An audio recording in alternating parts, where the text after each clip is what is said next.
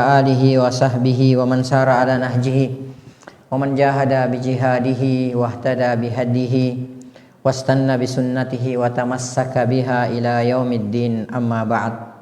Ya ayyuhalladzina amanu taqullaha haqqa tuqatih wa la tamutunna illa wa antum muslimun.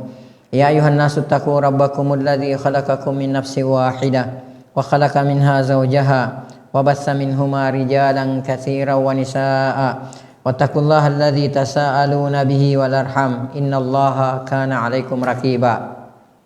Ya ayyuhalladzina amanu taqullaha wa qulu qawlan sadida yuslih lakum a'malakum wa yaghfir lakum dzunubakum wa may yuti'illaha wa rasulahu faqad faza fawzan 'azima, amma ba'd.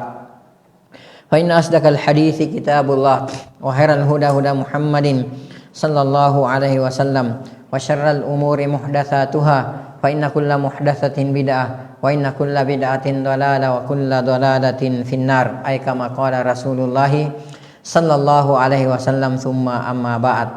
Ikhwas kalian yang semoga dirahmati oleh Allah Subhanahu wa taala, qabla kulli syai', seperti biasa sebelum kajian ini kita mulai, mari sejenak kita memanjatkan puji dan syukur kehadirat Allah Subhanahu wa taala, yang mana sampai pada sore hari yang sangat berbahagia ini Allah Subhanahu wa taala masih senantiasa memberikan kepada kita berbagai macam karunia dan kenikmatannya.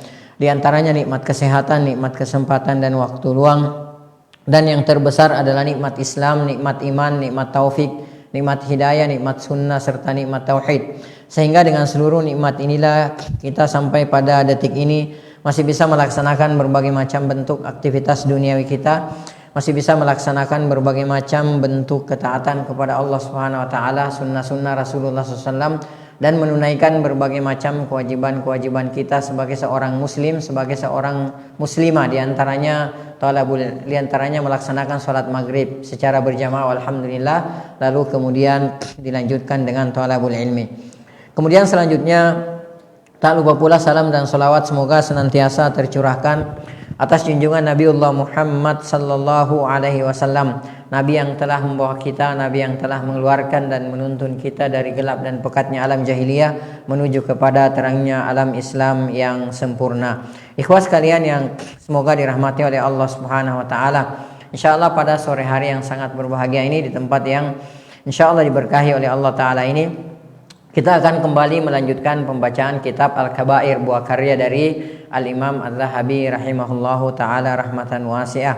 InsyaAllah kita masih berada pada Al-Kabir As-Salisa Asyarah, dan ini insyaAllah menjadi bagian yang terakhir di pembahasan ini.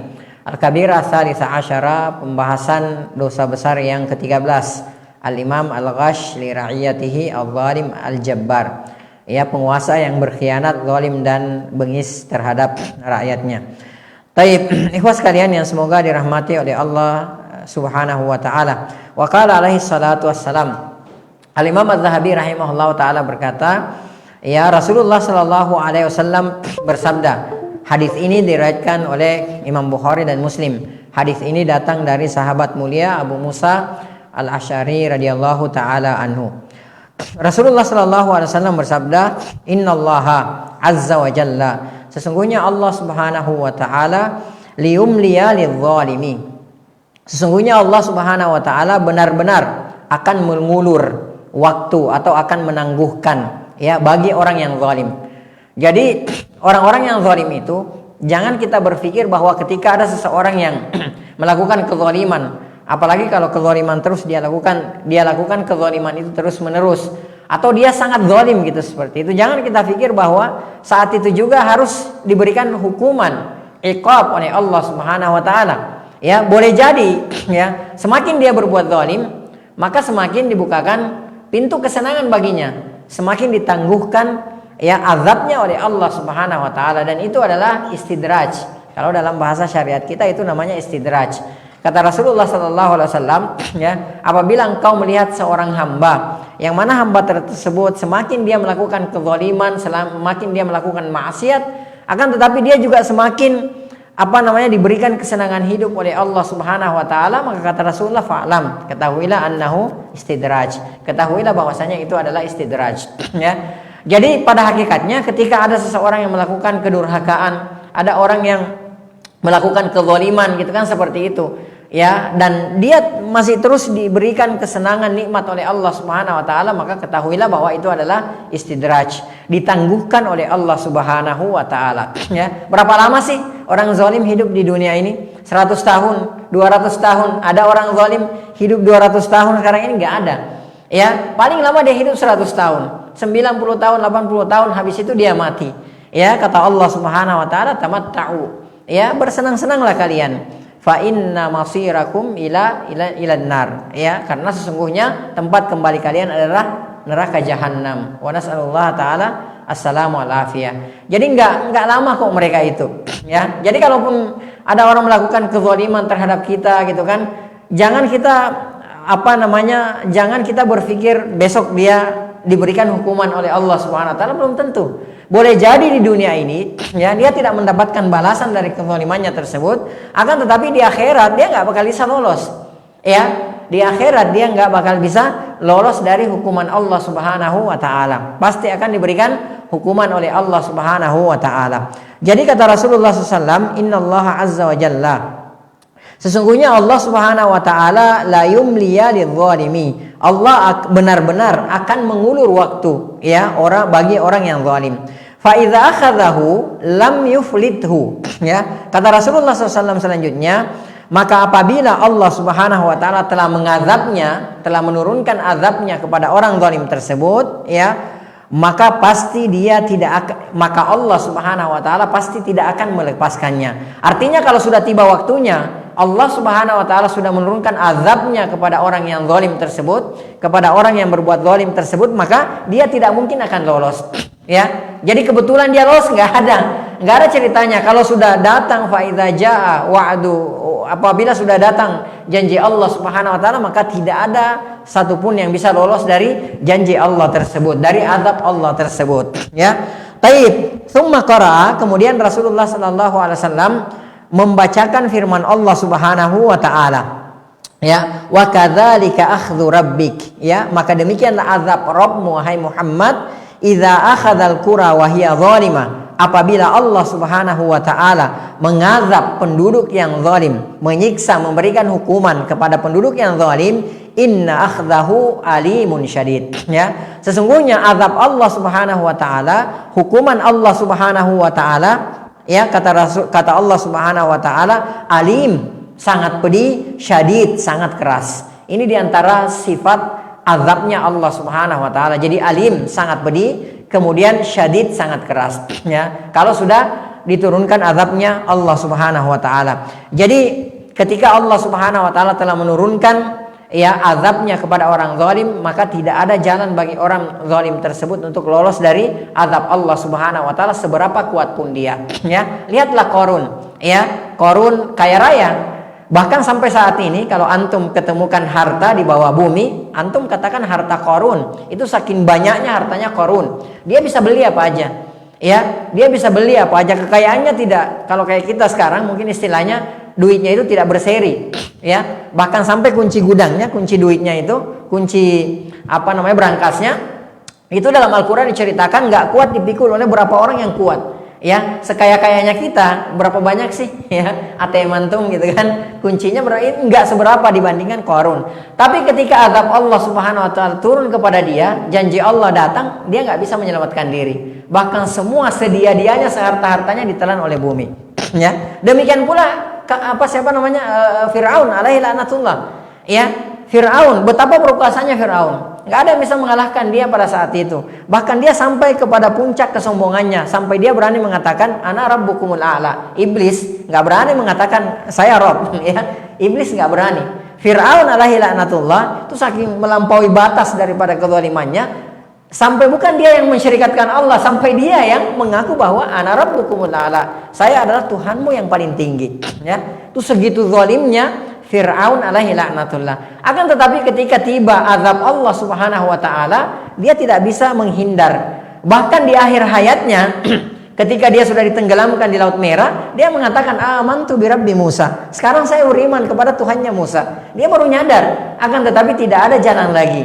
Ya, karena sudah beberapa lama dia diingatkan oleh Allah Subhanahu wa taala, sudah datang peringatan-peringatan kepadanya, akan tetapi dia tidak mau beriman kepada Allah Subhanahu wa taala, dan ketika tiba azab Allah Subhanahu wa taala maka dia tidak berkutik, ya. Nah, maka kalau orang sekali berfir'aun saja bisa dimusnahkan dengan gampangnya oleh Allah Subhanahu wa taala, maka bagaimana dengan orang-orang setelahnya? Maka bagaimana dengan kita? Maka bagaimana dengan orang-orang yang zalim sekarang? Walaupun dia punya segalanya, dia punya harta, dia punya kekuasaan, dia punya pengaruh dan lain sebagainya, sangat mudah bagi Allah Subhanahu wa taala untuk membinasakannya, ya. Makanya sekali lagi, kalau misalnya kita punya pemimpin yang zalim, jangan berputus asa, ya. Nggak usah kita cela-cela, apalagi sampai turun ke jalan, kita cela-cela di publik, di mimbar-mimbar, di podium-podium, di majelis-majelis, itu nggak usah. Doain kebaikan aja.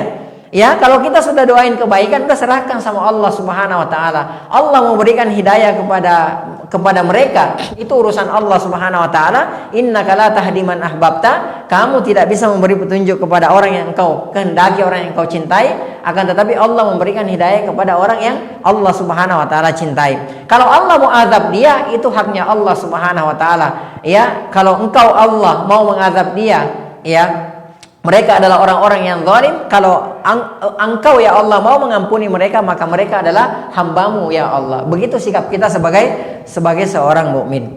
Baik, kita lanjutkan. Kemudian berkata Imam Az-Zahabi rahimahullahu taala, wa qala alaihi salatu wassalam, ya, dan Rasulullah sallallahu alaihi wasallam bersabda, lamma ba'atsahu ila Yaman.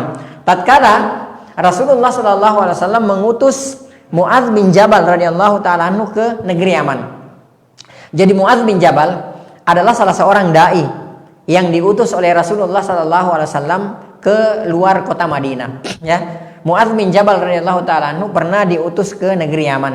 Banyak sahabat-sahabat yang mereka itu statusnya sebagai dai yang dipercaya oleh Rasulullah SAW untuk keluar dari kota Madinah dalam rangka mengajarkan manusia tauhid, ya, dan memperingati manusia untuk tidak mensyirikatkan Allah Subhanahu wa taala. Di antaranya siapa? Di antaranya Muadz bin Jabal radhiyallahu taala anhu. Jadi beliau diutus ke negeri Yaman dalam rangka mengajarkan tauhid kepada penduduk Yaman, ya, dan tidak mensyirikatkan Allah Subhanahu wa taala. Hadis ini diriwayatkan oleh Imam Bukhari dan Muslim dari Ibnu Abbas radhiyallahu taala anhuma, ya. Jadi hadis ini datang dari Ibnu Abbas radhiyallahu taala anhuma. Rasulullah SAW bersabda kepada Muadz radhiyallahu taala anhu, iyyaka wa karaima amwalihim, ya, wahai Muadz, jangan sekali-sekali engkau mengambil harta mereka yang terbaik, ya. Jadi jangan mentang-mentang misalnya, karena sebelumnya Rasulullah SAW memerintahkan untuk mengambil zakat, ya. Jadi Muadz bin Jabal, di antara instruksi Rasulullah SAW kepada beliau ketika sampai di sana, mengambil zakat, ya, min aghniyaihim, dari orang kaya mereka, ya, kemudian turaddu ila fuqaraihim, kemudian dikembalikan kepada orang-orang miskin di antara mereka. Jadi ini perintah Rasulullah SAW sebelum Rasulullah bersabda seperti ini. Jadi ambil zakat, ya, ambil zakat dari harta dari orang-orang kaya mereka, lalu kemudian bagi-bagikan kepada orang-orang fakir mereka. Kata Rasulullah, iyaka, akan tetapi, ya, iyaka wa karaim amwalihim, jangan sekali-sekali engkau mengambil harta mereka yang paling baik. Jadi jangan pilih-pilih, ya. Jadi mentang-mentang zakat misalnya, lihat onta yang paling gemuk, enggak, saya mau ngambil yang ini. Harta mereka yang paling baik, hati-hati, ya. Jangan sekali-sekali menggampangkan harta kaum muslimin, ya. Dan ini umum, seluruh yang sifatnya harta kaum muslimin. Karena di antara yang harus dijaga terhadap kita sesama kaum muslimin, di samping darah, kehormatan, juga yang harus kita jaga terhadap sesama kaum muslimin adalah apa? Adalah hartanya, ya. Wala ta'kulu amwalakum bainakum bil batil. Jangan sekali-sekali kalian mencoba-coba memakan harta di antara kalian dengan cara yang batil. Apakah ditipu, dibohongi dan lain sebagainya, dengan transaksi yang tidak sesuai dengan syariat, ya. Intinya jangan sekali-sekali kita mencoba memakan harta manusia dengan cara yang tidak hak, dengan cara yang batil. Itu jangan dilakukan. Karena kata Rasulullah, iyyaka wa karaim amwalihim. Dan banyak sekali hadis-hadis yang menerangkan tentang hal ini. Bagaimana kita sebagai seorang muslim harus menjaga darah, kehormatan dan harta kaum muslimin. Ini nggak boleh coba-coba. Nah, makanya di sini juga kita bisa mengambil satu pelajaran bahwa jangan serampangan mengkafirkan orang, ya. Nggak boleh serampangan kita mentakyin, ya, mengatakan bahwa si fulan kafir ini nih, ya, walaupun mungkin kita lihat, ya, bahwa di situ ada perbuatan yang menjatuhkan dia ke kekufuran. Akan tetapi bahaya kalau kita langsung menunjuk orang seperti itu. Nah, ketika misalnya ada orang melakukan perbuatan kufur, kita katakan ketika dia melakukan misalnya, ya, ketika ada orang yang meminta kepada penghuni kuburan misalnya, ya, dia meminta hajat kepada penghuni kuburan, kita katakan apa yang dia lakukan, ya, itu adalah perbuatan kekufuran, bisa membatalkan keislamannya. Akan tetapi langsung menunjuk orang bahwa si fulan kafir, ini bahaya. Karena konsekuensinya berat, ya. Karena konsekuensinya berat. Kenapa berat? Ketika seorang kafir itu, maka ya konsekuensinya halal darahnya, halal hartanya, dan halal kehormatannya. Jadi bahaya. Ya, makanya kata para ulama untuk menegakkan, menunjuk bahwa si fulan adalah seorang yang kafir, si fulan kafir gitu kan, seperti itu, maka butuh kepada mahkamah. Ya, pengadilan ulama yang sudah ditegakkan hujat terhadap mereka, kemudian kodi ketuk palu bahwa si fulan adalah orang yang kafir. Adapun kalau ada orang melakukan begini dan begini misalnya, ada orang yang melakukan pembatal keislaman, kita katakan bahwa orang tersebut terjatuh kepada kekufuran. Dia melakukan perbuatan yang membatalkan keislamannya. Akan tetapi kalau kita langsung menunjuk dia, sekali lagi ini bahaya. Jadi nggak boleh, jangan coba-coba karena konsekuensinya berat. Kata Rasulullah SAW, iya kau karaima mualihim. Ya, jangan sekali-sekali engkau mengambil harta mereka yang paling baik.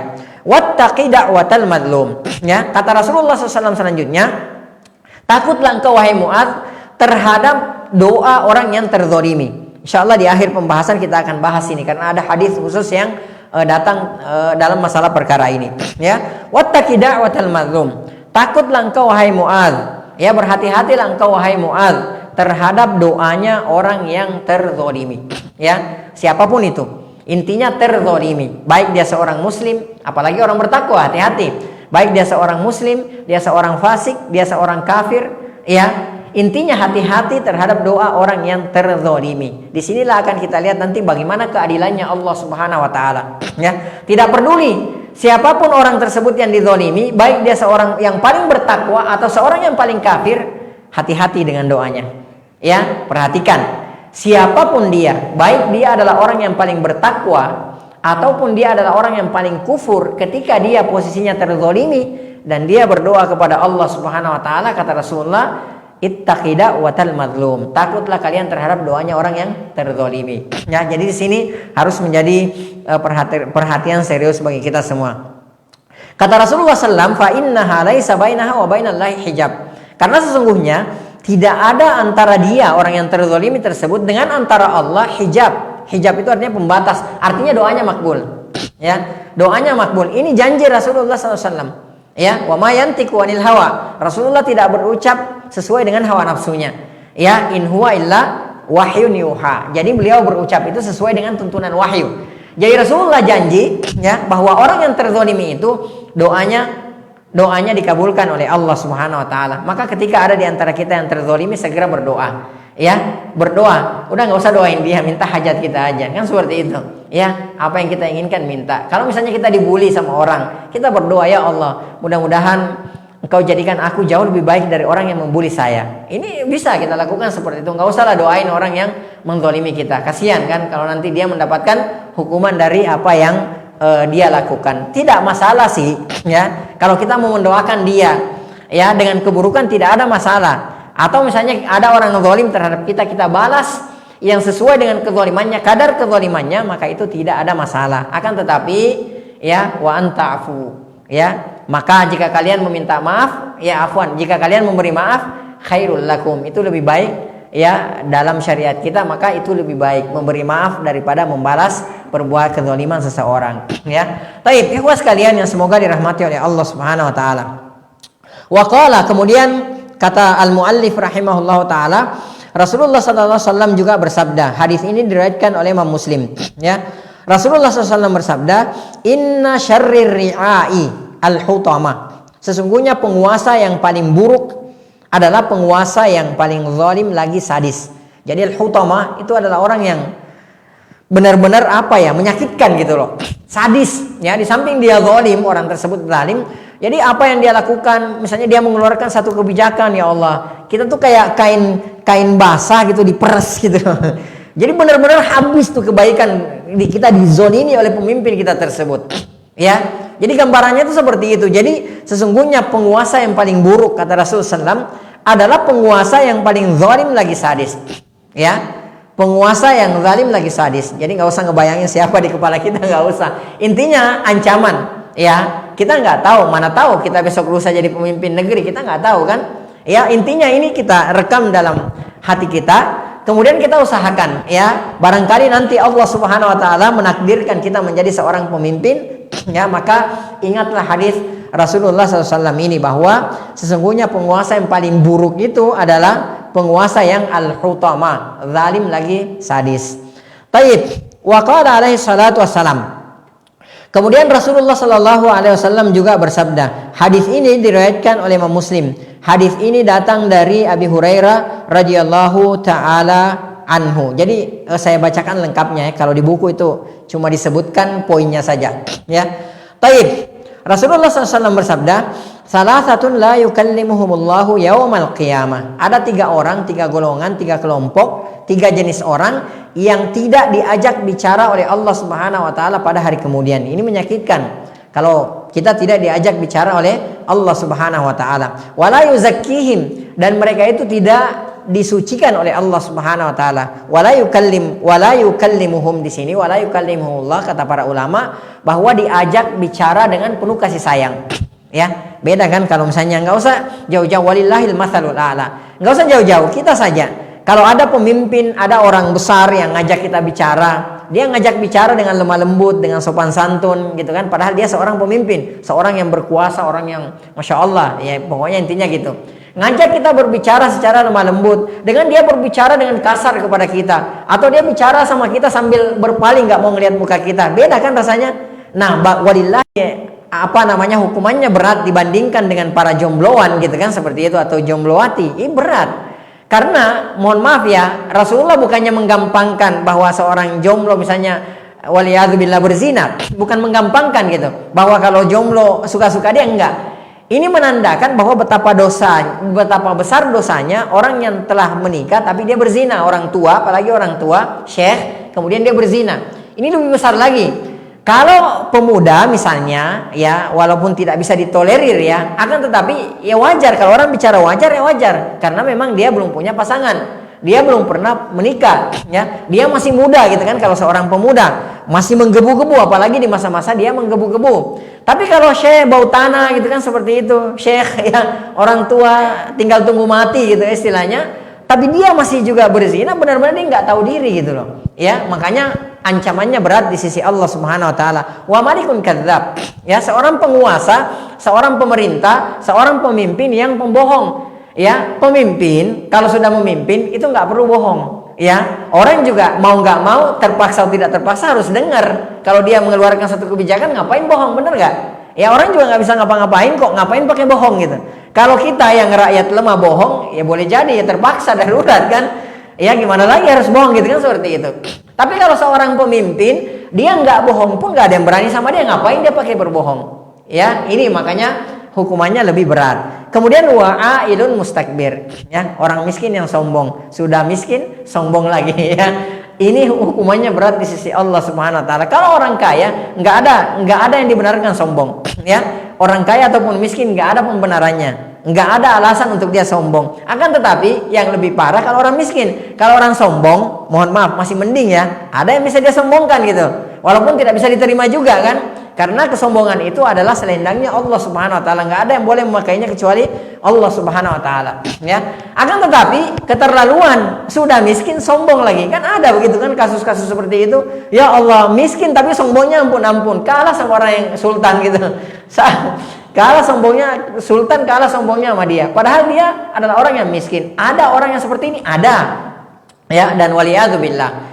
Semoga Allah melindungi kita dari sifat sombong ya. Taib, ini ya poin pembahasan kita di sini adalah wa malikun kadzab ya. Malikun kadzab ini adalah penguasa yang berbohong ya. Wa qala ta'ala, kemudian kata al-muallif rahimahullahu taala, Allah Subhanahu wa taala berfirman ya, tilkad darul akhirah. Itulah negeri akhirat ya. Tilkad darul akhirah, itulah negeri akhirat. Naj'aluha lil ladzina la yuriduna 'uluwan fil ardi wala fasadan. Yang mana negeri akhirat itu kami jadikan untuk orang yang tidak menyombongkan diri, ya, dan tidak berbuat kerusakan di muka bumi ini. Jadi salah satu karakternya orang yang mencintai akhirat itu dia tidak menyombongkan diri, ya, dan dia tidak berbuat kerusakan di muka bumi ini. Ini karakternya, ya, orang yang mencintai, yang menginginkan akhirat. Tapi kalau ada orang yang kerjanya menyombongkan diri, sombong gitu ya, congkak, takabur dan semacamnya, maka ketahuilah bahwa dia tidak menginginkan akhirat. Kalau orang menginginkan akhirat, kata Allah Subhanahu wa taala, tilka darul akhirah, itulah negeri akhirat. Ya, naj'aluha lil ladzina la yuriduna 'uluwan fil ardi wala fasadan. Yang mana akhirat tersebut itu diinginkan oleh orang yang tidak menyombongkan diri dan berbuat kerusakan di muka bumi ini, ya. Dan apa hubungannya dengan pembahasan kita? Ya, biasanya yang kebanyakan yang sombong itu biasanya yang punya kekuasaan, ya, yang punya harta, ya, dan semacamnya lah, ya. Biasanya mereka adalah orang-orang yang gampang sekali tergelincir atau terjatuh kepada kesombongan karena kedudukan yang mereka miliki, ya. Taib, kata Allah Subhanahu wa taala menutup firman-Nya. Allah Subhanahu wa taala berfirman, wal aqibatu lil muttaqin, ya. Kalau bahasa kita endingnya, ya, semua itu adalah untuk orang-orang yang bertakwa. Jadi segala macam bentuk kebaikan-kebaikan, kemenangan dan semacamnya itu adalah miliknya orang-orang yang bertakwa.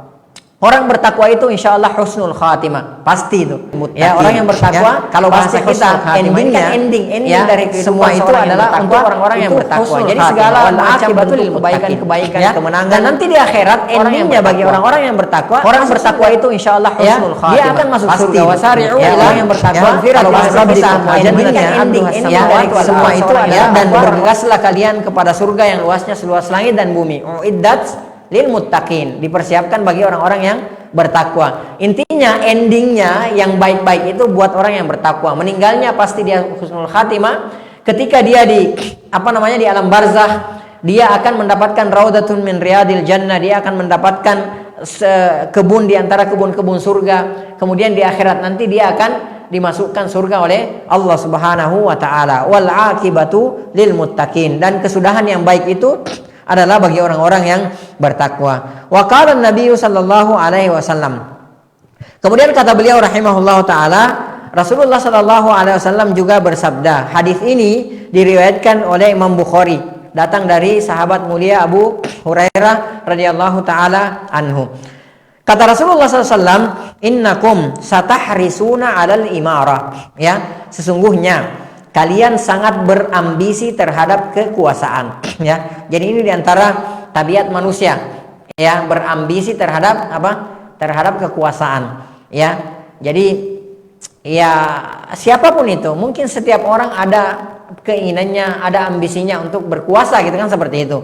Walaupun sebenarnya dia tidak mampu, ya. Walaupun dia tidak mampu untuk mengemban jabatan tersebut, akan tetapi mungkin di hatinya, setiap orang mungkin di hatinya ada keinginan untuk berkuasa, ya. Kata Rasulullah SAW, tahrisun ini apa ya? Kalau kita terjemahkan rakus gitu, ya, bukan hanya sekedar ingin, ya, rakus ambisi gitu, ya. Jadi berambisi, keinginan yang menggebu-gebu untuk kekuasaan.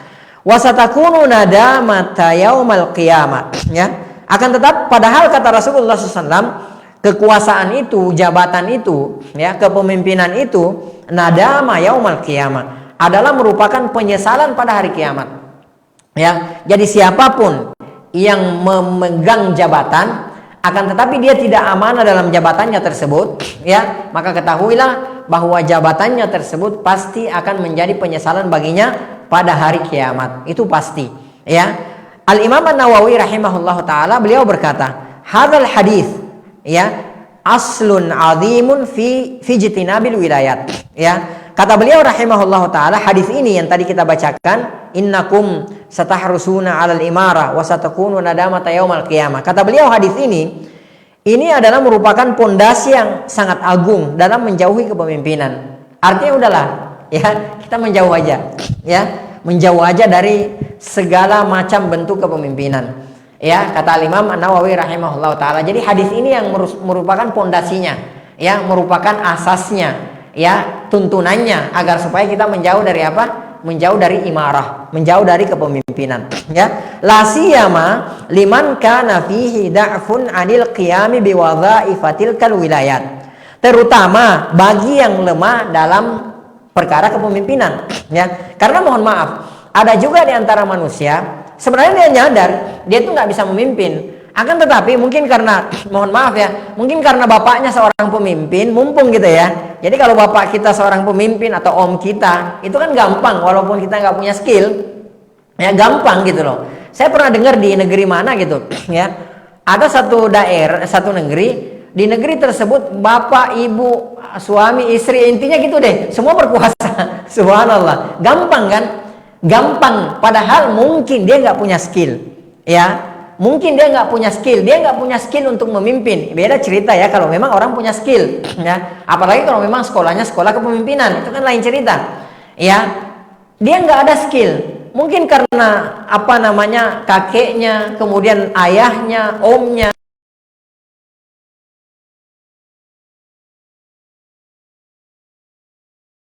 punya skill, ya. Nah, kata Al-Imam An-Nawawi rahimahullah taala, beliau mengingatkan, la siyama liman kana fihi da'fun 'anil qiyami biwadha'if tilkal wilayah. Terutama bagi yang lemah dalam perkara kepemimpinannya, udahlah menjauh aja, tahu diri, ya, menyadari kapasitas diri. Walaupun misalnya ayah kita, orang tua kita seorang pemimpin misalnya, ya. Ayah saya seorang pemimpin. Saya kalau mau memimpin bisa gampang. Ya gampang, akan tetapi aduh kayaknya saya nggak bisa, ya, saya lemah, ya udahlah saya jadi orang yang dipimpin saja, siapapun yang jadi pemimpin terserah, ya, seperti itu. Yang penting bukan saya jadi pemimpin. Karena kenapa? Kalau dia menjadi pemimpin, saya nggak dimintai pertanggungjawaban, tapi kalau saya yang jadi pemimpin, berapa orang yang saya bawahi, semua mereka itu kalau saya nggak adil, bisa saja semua mereka itu pasti meminta keadilan di hadapan Allah Subhanahu wa taala kelak, ya. Taib. Kemudian Al-Amir As-Sun'ani rahimahullah ta'ala mengatakan, ini bagaimana kita lihat, bagaimana teladan dari apa namanya salaf kita, ya. Beliau menceritakan, As-Sun'ani rahimahullah ta'ala, beliau mengatakan, ya, famtana Asy-Syafi'i lamma istada'ahu al-ma'mun liqada'i syarqi wal gharbi, ya. Imam Asy-Syafi'i rahimahullah ta'ala itu pernah diminta oleh oleh amir, oleh Khalifah Al-Ma'mun, ya, untuk beliau menjadi seorang pemimpin, mungkin entah menjadi qadhi di suatu tempat gitu ya, ya, karena beliau adalah seorang ulama, mungkin memimpin suatu tempat, mungkin gubernur atau qadhi itu di satu tempat, ya. Intinya di sini kata As-Sun'ani rahimahullah taala, ya, liqada'i syarqi wal gharbi, timur dan barat, ya, ini kekuasaan, masya Allah. Akan tetapi Imam Asy-Syafi'i rahimahullah taala, ya, menolak, ya, beliau tidak mau jabatan, berbeda dengan kita. Nggak ditawarin pun dikejar gitu kan,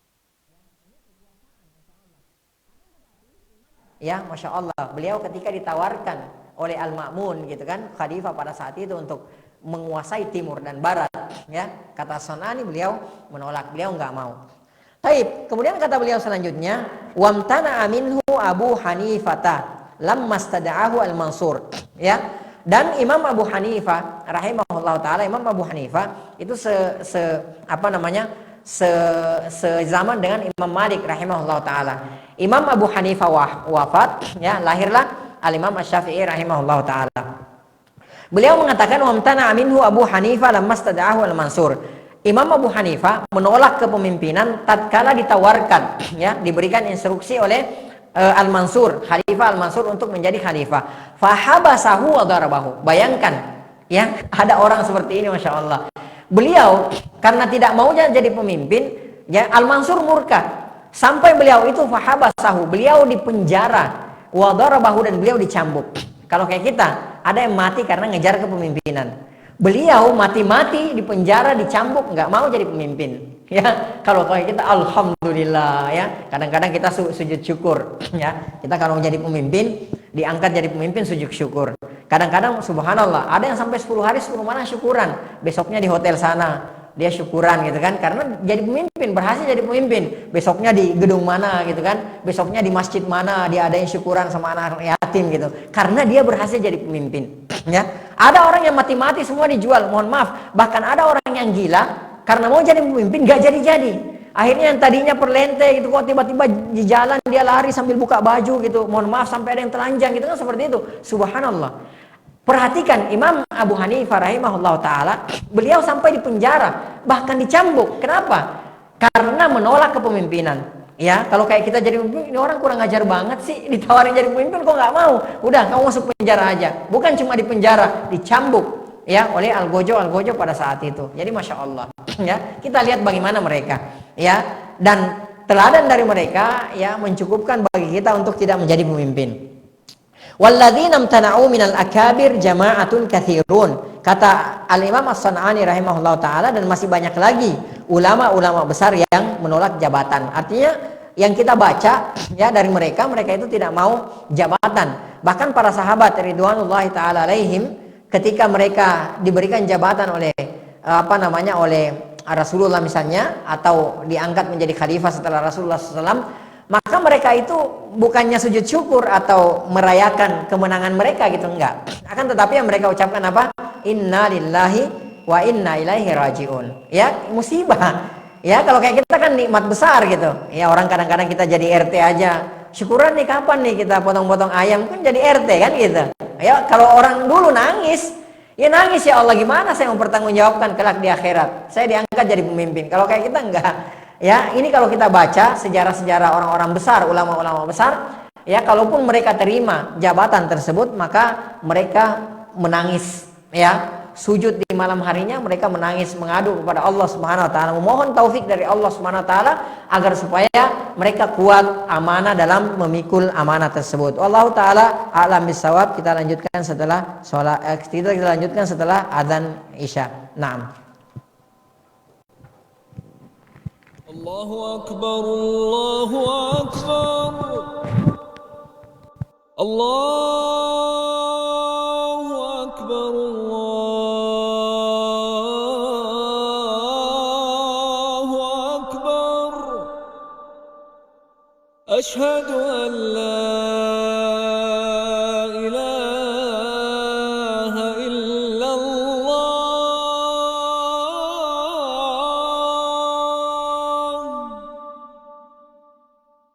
أشهد أن لا إله إلا الله.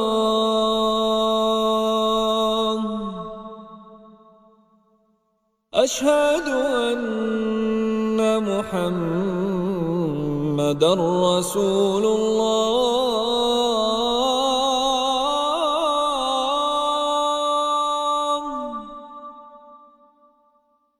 أشهد أن محمدًا رسول الله.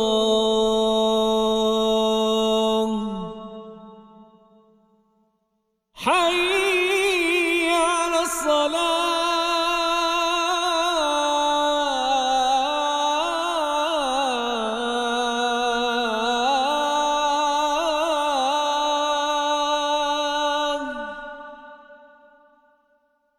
حي على الصلاة.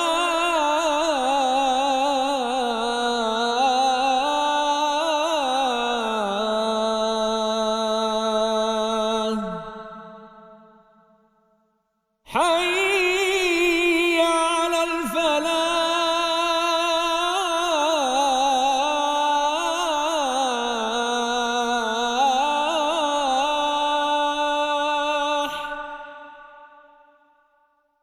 حي على الفلاح.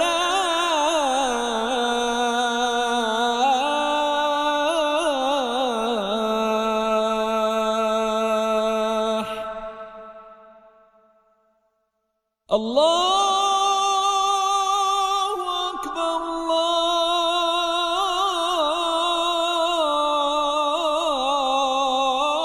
الله أكبر. لا إله إلا الله.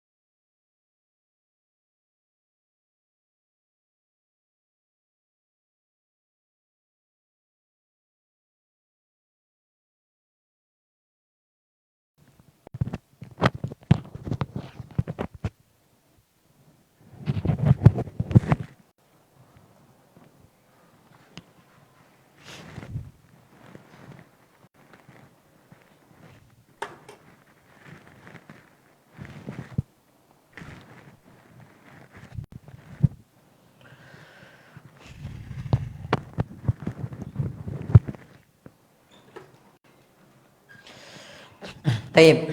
Kita lanjutkan.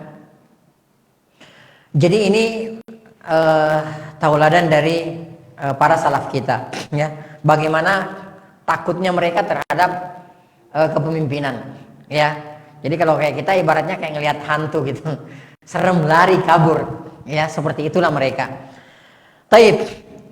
Oleh karenanya Rasulullah SAW, ya, dari jauh-jauh hari mengingatkan kita akan beratnya kepemimpinan ini, ya. Jadi Rasulullah SAW di banyak hadis-hadisnya ketika beliau, ya, Sallallahu Alaihi Wasallam membicarakan tentang kepemimpinan ini, maka beliau mengingatkan, ya, akan bahayanya, tanggung jawabnya, ya, amanahnya daripada kepemimpinan ini. Ya, sebagaimana dalam hadis yang diriwayatkan oleh Imam At-Tabrani, juga diriwayatkan oleh Al-Bazzar rahimahumallahu taala. Ya, dari Auf bin Malik radhiyallahu taala anhu, Rasulullah sallallahu alaihi wasallam bersabda, ya, awwaluha malamatun, ya, bahwa sifatnya jabatan itu, kepemimpinan itu, kata beliau, kata Rasulullah sallam, malama. Yang pertamanya awalnya adalah apa? Malama. Malama itu cercaan, ya. Cercaan, cacian. Antum lihat, ya, fenomena orang-orang yang berkuasa. Biasanya, ya, begitu dia sebelum jadi berkuasa, kalau misalnya sistemnya pemilihan gitu, biasanya orang berlomba-lomba milih dia, ya kan? Nah, begitu dia naik jadi pemimpin di awal-awalnya, subhanallah, ya, banyak orang, ya, mungkin banyak juga yang memuji dia, akan tetapi, ya, banyak juga yang mencela dia, padahal belum apa-apa gitu. Mungkin kalau kayak kita sekarang mungkin baru dilantik gitu, ya. Baru dilantik jadi pemimpin, loh kok sudah dicela aja, belum kerja, belum kelihatan prestasinya, hasil yang dia kerjakan sudah dicela aja sama orang, ya. Karena demikianlah sifatnya, kata Rasulullah, jabatan itu, kepemimpinan itu, awwaluha malama, awalnya adalah celaan, cercaan, ya. Dan itu yang banyak dirasakan oleh para pemimpin, ya. Ya Allah, nih rakyat kok begini banget gitu, ya. Saya belum sempat nafas, belum ngerjain apa-apa kok saya sudah dicela aja, ya. Apalagi kalau sudah misalnya sudah beberapa lama dia berkuasa dan nggak kelihatan, ya, hasil daripada kepemimpinannya tersebut, maka celaan lebih dahsyat lagi, ya. Bahkan kadang-kadang ada pemimpin, mohon maaf, ya, dicela sama rakyatnya, bahkan kadang-kadang bukan dengan nama manusia, nama hewan, subhanallah, ya. Dan ini dosanya besar di sisi Allah, orang yang mencela seperti ini. Mencela orang lain saja, orang rakyat biasa saja, ya, mencela rakyat biasa saja, itu dosanya besar di sisi Allah Subhanahu wa taala. Maka apalagi kalau yang kita cela itu adalah siapa? Pemimpin. Maka tentu dosanya lebih besar lagi di sisi Allah Subhanahu wa taala. Intinya pelajarannya di sini kata Rasulullah, kekuasaan itu, kepemimpinan itu awwaluha malama. Awalnya adalah cercaan, celaan, ya. Wathaniha, ya. Dan yang keduanya kata Rasulullah SAW, nadama, penyesalan. Orang biasanya kalau sudah dicela baru apa? Nyesel, ya Allah, coba kalau saya jadi rakyat biasa aja, udah saya bisa sama keluarga gitu kan. Karena mohon maaf, ada orang kalau kita lihat kekayaannya, kalau kita lihat secara kasat mata zohirnya 7 turunan nggak bakal habis gitu lah kekayaannya, tapi kok masih mau juga gitu loh jadi penguasa, kan seperti itu. Nah, di pertengahannya nanti dia akan merasa, coba kalau saya nggak usah jadi penguasa, itu harta saya sekian banyak, 7 turunan nggak bakal habis. Saya kalau nggak jadi penguasa, saya di rumah bercengkerama dengan anak istri, bisa kemana-mana, nggak ada tanggung jawab, kan seperti itu. Baru dia nyesal, ya. Dan yang lebih dahsyat lagi kata Rasulullah, ya, wathalithuha, dan akhirnya endingnya adzabun yaumal qiyamah, azab di hari kemudian, ya. Kata Rasulullah, illa liman adalah, kecuali bagi yang siapa? Yang adil. Ya, jadi hati-hati. Ya, hati-hati kepemimpinan itu. Yang pertama celaan, yang keduanya apa? Penyesalan, yang ketiganya azab, kecuali bagi yang bisa berbuat adil. Kalau tidak bisa berbuat adil, kalau kita memastikan bahwa diri kita tidak bisa berbuat adil, maka sebaiknya dihindari jabatan tersebut, ya. Karena akhirat itu berat, ya, dan ini adalah kehidupan yang selama-lamanya. Kalau di dunia 60 tahun, 70 tahun, 80 tahun selesai, ya, the end, selesai kan. Tapi kalau di akhirat nggak ada the end-nya, ya.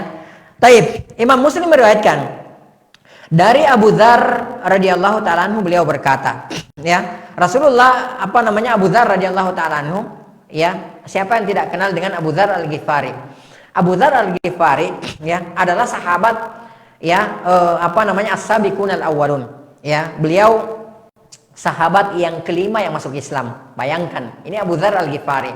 Ya, as-sabiqunal awwalun. Ya, yang dijamin keridhaan oleh Allah Subhanahu wa taala, yang sudah diberikan tazkiyah dan rekomendasi oleh Allah Subhanahu wa taala dalam Al-Qur'an surah At-Taubah ayat 100. Ya, beliau berkata kepada Rasulullah, "Ya Rasulullah, wahai Rasulullah SAW, ya, tastamilni, wahai Rasulullah, tidakkah engkau mau memberikan saya jabatan gitu?" Ya, jadi kayak semacam, ya mungkin beliau juga mau memberikan sumbangsi gitu ya, tenaganya, pikirannya kepada kaum muslimin. Mungkin jadi bendahara atau apalah gitu, ya seperti itu. Jadi beliau meminta kepada Rasulullah SAW, menawarkan diri, ya.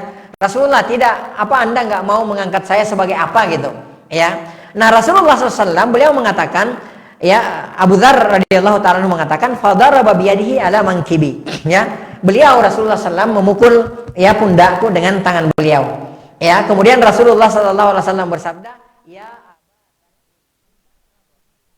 ya, kata Rasulullah SAW, wahai Abu Dzar, kamu itu lemah. Jadi Rasulullah SAW tahu skillnya Abu Dzar. Ya, siapa keimanan nggak ada yang meragukan Abu Dzar. Ya, orang kelima yang menjadi Muslim di atas permukaan bumi pada saat itu adalah Abu Dzar.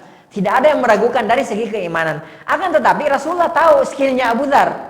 Ya, beliau tahu kalau Abu Dzar diberikan jabatan ini, ya dipercayakan jabatan ini, maka karena beliau adalah orang yang dermawan, mungkin habis semua harta dibagi-bagikan kepada kaum muslimin, kepada orang-orang yang lemah gitu kan, anak yatim dan fakir miskin. Ya, Rasulullah katakan, ya Abu Dzarrin innaka da'if. Ya, Abu Dzar, kamu itu lemah. Nah, jadi untuk menjadi seorang pemimpin itu, di hadis ini kita belajar, kalau orang sekali Abu Dzar saja, ya, tidak cukup dengan keimanannya, dengan kesolehannya beliau, ya, maka bagaimana lagi dengan kita? Jadi nggak cukup dengan kesolehan seseorang, kebaikan seseorang, semangatnya seseorang. Akan tetapi dia harus dilandasi juga dengan skill.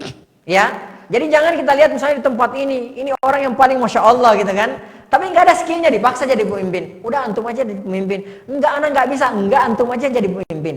Ya, udahlah kita bantuin dari belakang, kita dorong dari belakang gitu.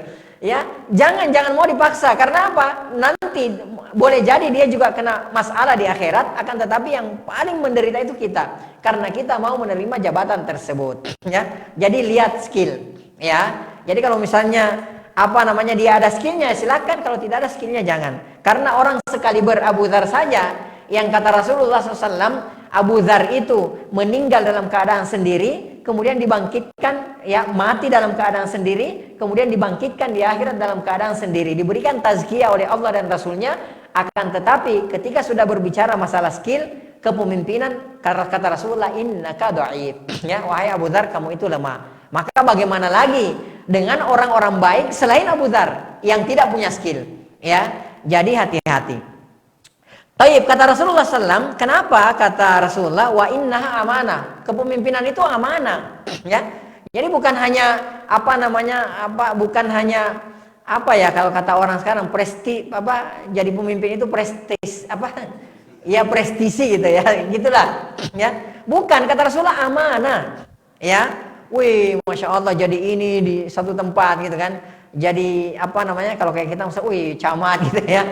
Ya, camat misalnya, atau jadi pemimpin apa gitu ya. Kata Rasulullah, innaha amanah, sesungguhnya itu adalah amanat, ya. Wa innaha yaumal qiyamah, kata Rasulullah SAW, sesungguhnya jabatan itu, kepemimpinan itu pada hari kiamat, khizyun, kehinaan, wa nadama, dan penyesalan.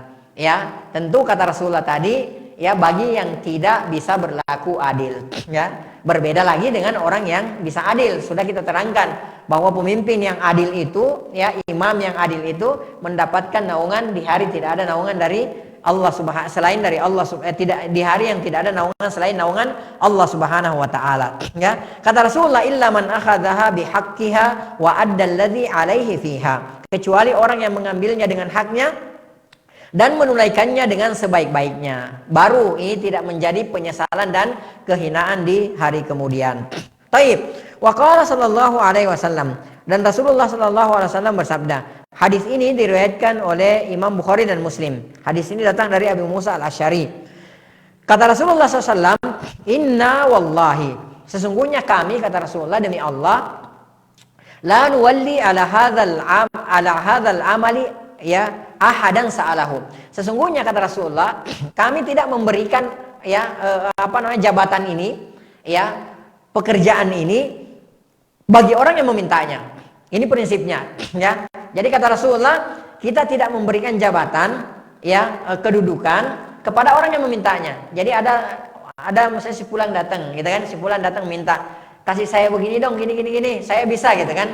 Kata Rasulullah, inna wallahi, sesungguhnya kami la nuwalli ala hadzal amali ahadan sa'alahu. Enggak dikasih sama orang yang minta, ya.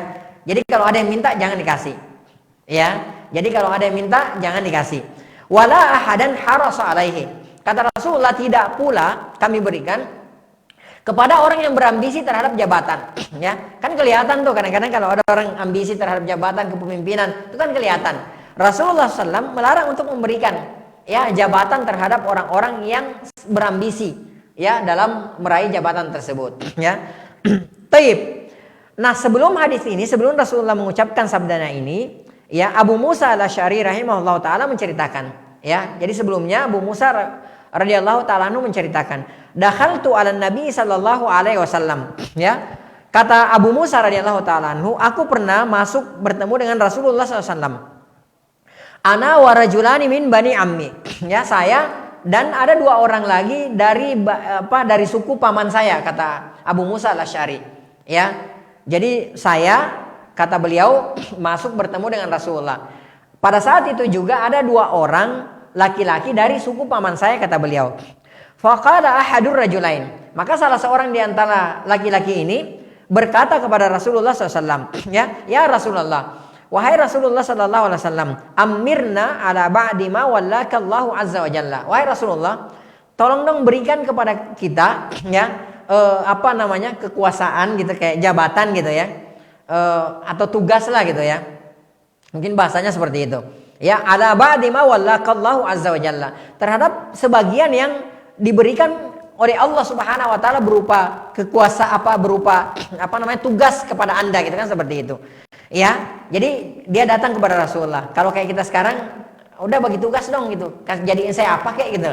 Jadiin saya apa kayak di sini, jadi apa kayak gitu, ya. Jadi minta jabatan lah seperti itu, minta kedudukan, ya. Wa qala al-akhar mithla dzalik. Yang lain pun, yang satu orang lagi temannya itu juga berkata seperti itu, ya Rasulullah, berikan saya jabatan dong gitu. Kalau bahasa bebasnya mungkin seperti itu. Nah, maka Rasulullah mengatakan, inna wallahi, sesungguhnya kami demi Allah, ya, la nuwalli ala hadzal amali ahadan sa'alahu. Kita tidak memberikan jabatan kepada orang yang memintanya, wala ahadan harasa alai, dan tidak pula kita berikan kepada orang yang berambisi terhadap jabatan tersebut, ya. Saya tanya kepada antum, ini yang berdua, walaupun tidak disebutkan namanya, sahabat apa bukan? Ya sahabat.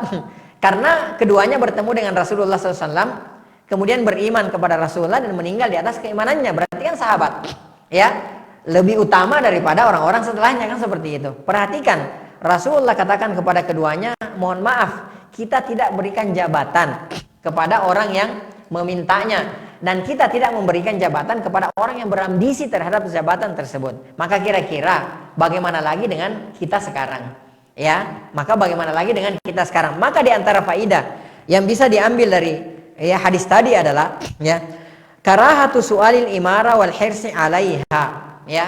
Jadi dibenci, ya, dibenci meminta jabatan atau kepemimpinan, dan dibenci berambisi untuk meraih kepemimpinan, ya. Jadi ini perkara yang dibenci dalam agama kita. Jadi meminta jabatan, meminta kepemimpinan, kemudian berambisi terhadap kepemimpinan, ini dibenci, ya. Wamanul harisi minha, dan juga kita tidak boleh memberikan kepada orang yang berambisi, ya. Jadi kalau misalnya kita nih, ya, memegang satu jabatan, ya, ada orang yang kita lihat, ini orang kok kayaknya ambisi banget, dia minta jabatan, terlihat, ya, dari tingkah lakunya dia itu kok ambisi banget terhadap jabatan, jangan dikasih, ya, jangan dikasih. Karena demikianlah tuntunan dari siapa? Dari Nabi kita yang mulia, Nabi Muhammad sallallahu alaihi wasallam.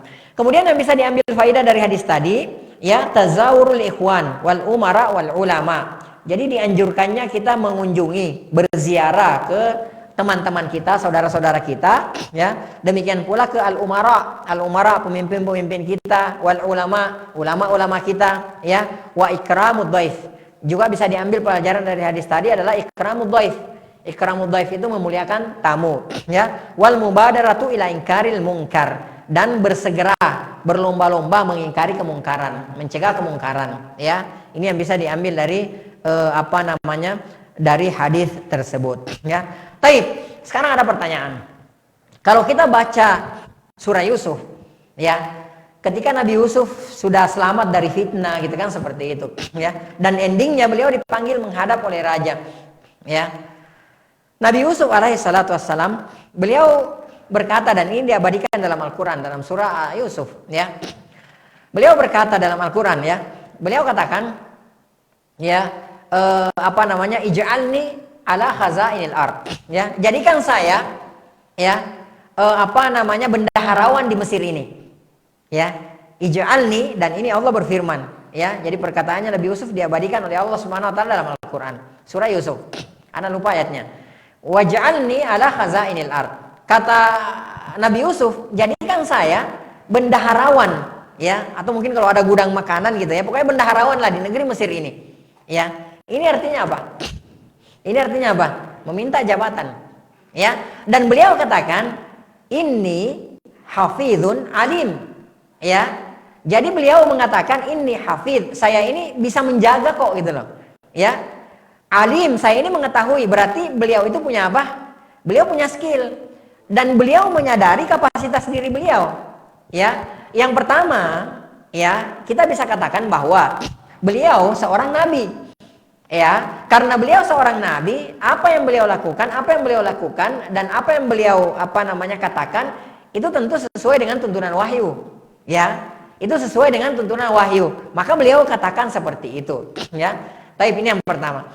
Yang kedua, kalau memang, ya, di tempat kita berada di satu tempat, kita menyadari, apalagi kalau misalnya kita ini, ya, sekolahnya memang sekolah kepemimpinan, kita tahu bahwa di tempat itu, ya, bukannya sombong loh, ya, kita bisa mengukur kan, tapi bukan kesombongan, bukan berangkat dari kesombongan.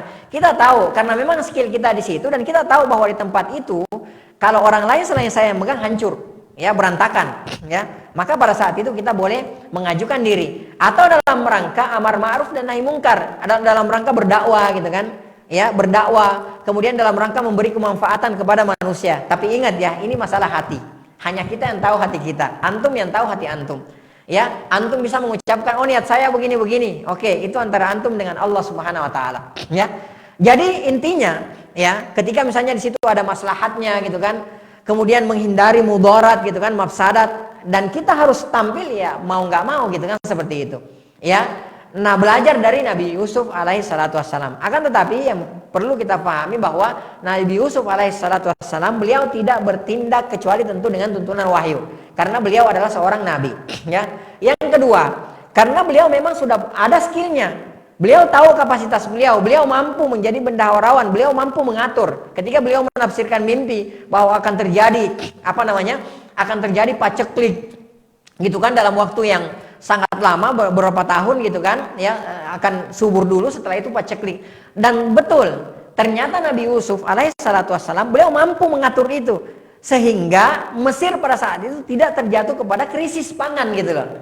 Karena kemampuan kapasitas seorang siapa? Nabi Yusuf alaihi salatu wassalam, ya. Dan antum lihat bagaimana Nabi Yusuf itu berhasil selamat dari godaan-godaan fitnah-fitnah sebelumnya, ya. Masya Allah, ya. Coba lihat Nabi Yusuf alaihi salatu wassalam. Nabi Yusuf, ya, beliau menjadi seorang pemimpin setelah teruji, ya, beberapa kali, bahkan beliau dipenjara. Kalau kayak kita sekarang, kita jadi pemimpin dulu baru dipenjara, gitu kan. Beliau selamat dari wanita, gitu. Kalau kita enggak, begitu jadi pemimpin, terbuka kesempatan seluas-luasnya, waliyadzubillah, banyak yang terjatuh kepada fitnah-fitnah wanita dan lain sebagainya, ya. Jadi tujuannya, oh, saya mau dakwah kok, saya mau memberikan kemanfaatan, saya mau mewarnai, tapi ternyata setahun 2 tahun dia yang diwarnai, ya. Dia terjatuh kepada fitnah-fitnah yang seharusnya sama saja dengan orang-orang yang tidak paham terhadap agama. Inilah kenapa Islam melarang kita, ya, untuk menjadi pemimpin kalau memang kita tidak mampu untuk menjadi seorang pemimpin. Ya, siap-siap aja mempertanggungjawabkan di hadapan Allah Subhanahu wa taala, ya. Jadi Nabi Yusuf itu punya skill, gitu loh, ya, dan terbukti, Ya kalau kayak kita sekarang udah saya punya skill, saya mau menyelamatkan, malah katanya mau menyelamatkan gitu negeri ini dari kehancuran apa segala macam. Ternyata di belakang hari justru kita ikut-ikutan menghancurkan negeri. Kalau Nabi Yusuf terbukti di belakang hari beliau bisa membawa negeri Mesir pada saat itu lolos dari paceklik pada saat itu, ya, dengan ilmu kapasitas yang beliau miliki. Tapi kalau kayak kita bukannya menyelamatkan negeri, malah ikut-ikutan merusak negeri. Ya, itu kalau kita yang jadi pemimpin. Jadi beda, beda bro. Ya, jadi jangan disamakan antara kita dengan Nabi Yusuf alaihi salatu wassalam. Taib. Makanya Syekhul Islam Ibnu Taimiyah rahimahullah taala beliau mengatakan, meminta kepemimpinan adalah perkara yang dibenci oleh Rasulullah SAW. Sebagaimana hadis-hadis yang sudah kita bacakan. Namun, ya kata beliau permintaan Nabi Yusuf ini, ya, karena ini merupakan jalan dakwah kepada Allah Subhanahu Wa Taala. Ini adalah tunggangan, ya. Ini adalah tunggangan beliau. Ini adalah sarana beliau untuk berdakwah di jalan Allah Subhanahu Wa Taala, apalagi di negeri Mesir pada saat itu, ya. Kemudian yang kedua, memberikan keadilan kepada masyarakat, ya. Yang ketiga, menghilangkan kezaliman, ya. Yang keempat, melakukan berbagai macam keadilan yang sebelumnya tidak pernah dilakukan oleh pemimpin-pemimpin sebelumnya, ya. Dan terbukti kan? Terbukti. Kalau kayak kita belum tentu. Ya, belum tentu terbukti. Yang ada kita yang menzolimi orang. Kita katanya mau menyelamatkan orang untuk tidak menzolimi, kita yang menzolimi orang. Kita mau mewarnai orang, yang ada kita diwarnai. Ya, yang tadinya masya Allah, ya masih keluar ayat-ayat dari mulutnya, kok jadi pemimpin udah kurang-kurang ayatnya yang keluar gitu. Mohon maaf. Ya, ini harus kita sampaikan untuk mengingatkan, termasuk mengingatkan diri saya sendiri. Ya, mudah-mudahan saya tidak jadi pemimpin. Taib. Wa qala alaihi salatu wassalam. Ya, dan Rasulullah SAW juga bersabda. Hadis ini disahihkan oleh Al-Hakim rahimahullahu taala. Ya, Rasulullah SAW bersabda kepada Ka'ab bin Ujrah radhiyallahu taala anhu. Beliau mengatakan, ya Ka'ab bin Ujrata. Ya, wahai Ka'ab bin Ujrah, a'adzakallahu min imaratis sufaha. Wahai ya Ka'ab bin Ujrah, a'adzakallah. Semoga Allah Subhanahu wa taala melindungi engkau min imaratis sufaha, dari kepemimpinan as-sufaha. As-sufaha jamak dari as-safi. As-safi itu orang yang bodoh, ya. Jadi semoga Allah Subhanahu wa taala melindungi engkau wahai Ka'ab dari kepemimpinan orang-orang bodoh. Jadi ini adalah doa Rasulullah terhadap Ka'ab, ya. Maknanya di sini, ya, waqaqallahu wa hamaka minha. Semoga Allah menjaga engkau wahai Ka'ab, ya, dari kepemimpinan yang seperti itu, ya. Semoga engkau tidak masuk, ya, menjadi pemimpin yang seperti itu, masuk di jabatan seperti itu, ya, di zaman itu, ya, di mana pemimpin-pemimpinnya adalah orang-orang yang sufaha, adalah orang-orang yang bodoh. Wa min amali haulai al-umara as-sufaha. Semoga Allah Subhanahu wa taala melindungi engkau dari perbuatan, ya, mereka para pemimpin yang bodoh tersebut. Aw minad dukhuli alaihim. Semoga Allah Subhanahu wa taala melindungi engkau agar supaya tidak berinteraksi dengan mereka, pemimpin-pemimpin yang bodoh tersebut, ya. Tidak masuk kepada mereka, tidak mendukung kezaliman mereka, tidak berinteraksi dengan mereka, ya. Aw minad dukhuli alaihim aw minal luhuqi bihim, atau semoga engkau tidak bertemu dengan model kepemimpinan semacam ini. Ini makna daripada doa Rasulullah SAW, ya Mu'ad, a'adzakallahu min imaratis sufaha. Wahai Mu'ad, wahai Ka'ab, semoga Allah Subhanahu wa taala melindungi engkau dari dari kepemimpinan orang-orang yang bodoh. Kemudian Rasulullah SAW, ya, mendefinisikan, yaitu kata Rasulullah SAW, umara'u yakununa ba'di, yaitu para pemimpin yang datang setelahku, ya. Jadi ini setelah zaman Rasulullah SAW. Ya, ini setelah zaman Rasulullah SAW. Karakter pemimpin bodoh itu kata Rasulullah adalah la yahtaduna bihadi. Ya, dimanapun, kapanpun, di zaman apapun itu karakternya yang pertama la yahtaduna bihadi. Mereka tidak mengambil petunjuk, ya. Mereka mengambil petunjuk selain petunjukku. Artinya pemimpin tersebut tidak mengambil petunjuk Rasulullah sebagai petunjuknya. Ini karakter imaratus sufaha, ya, para pemimpin-pemimpin yang bodoh, ya. Jadi mereka tidak mengambil petunjuk Rasulullah SAW sebagai petunjuknya, ya. Jadi mereka tidak berhukum, ya, ketika berhukum hukumnya hukum buatan manusia, ya. Nah, kalau hukum buatan manusia itu jelas, boleh jadi ya tumpul tajam ke bawah, tumpul ke atas. Boleh jadi kebijakan-kebijakan orang-orang yang tidak mengambil petunjuk Rasulullah sebagai kebijakannya adalah boleh jadi dia memperkaya diri sendiri, ya. Boleh jadi kebijakannya itu memperkaya diri sendiri, kelompoknya, keluarganya, dan memeras rakyat kecil. Itu boleh jadi seperti itu. Intinya kata Rasulullah, pemimpin orang-orang yang bodoh itu adalah mereka tidak mengambil petunjuk-petunjukku. Yang pertama. Yang kedua, wala yastannuna bisunnati. Yang kedua, mereka tidak mengambil sunnah-sunnahku. Artinya boleh jadi pemimpin tersebut ketika kita lihat ibadahnya, maka ibadah yang dilakukan itu adalah ibadah-ibadah bid'ah, ya. Ibadah-ibadah bid'ah yang tidak sesuai dengan apa? Tuntunan Rasulullah sallallahu alaihi wasallam, ya. Coba lihat misalnya di zamannya Imam Ahmad, ya.